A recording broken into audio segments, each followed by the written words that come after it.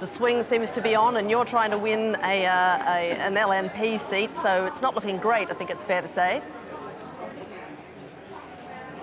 That's probably an understatement. I would put it in the political category of bloody difficult, which is a political term, as you know.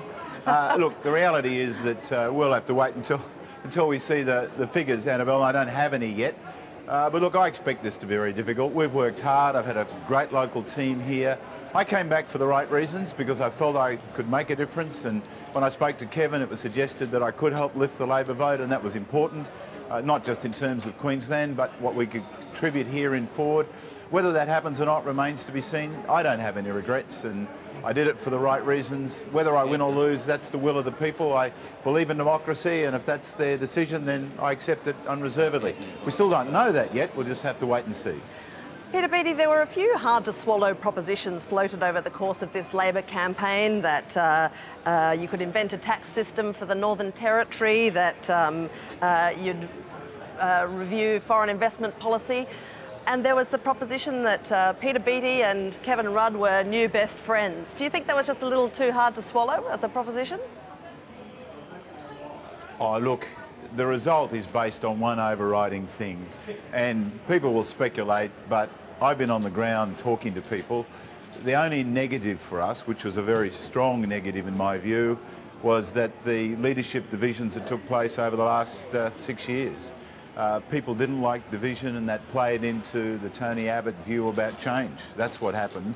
And people will, you know, they will dissect the gizzards and pull out bits and pieces, but that is the reason why this election is going the way it is. That is the core issue. And the Liberal National Party put a photo of Julia and Kevin at the booze and simply put the word underneath, remember. That's where the damage was done. People felt they wanted change for that reason. And as I said, you can talk about all the other things, but I spoke to people on the ground. That is the key reason. Well, in view of your remarks then, was what happened 9 weeks ago something that made things better or worse?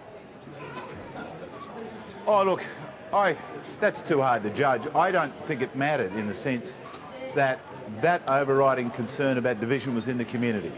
People, frankly, just thought that it had gone on for too long. And I just mean that stability. If instability was a problem, then a further change exacerbates that problem, right? Oh, I don't know that it did. I think it was the whole perception of disunity, if you like. And we all know disunity is death in politics. Unity is a strength. And what Tony Abbott did was put up a unified team. We certainly had one under Kevin, there's no doubt about that, because Julia exited the scene in a constructive way, but it was the accumulative effect of 6 years. And that's played into the spirit of, frankly, it's time for change. That's what happened. I mean, as I said, people have different reasons, but that's what really happened.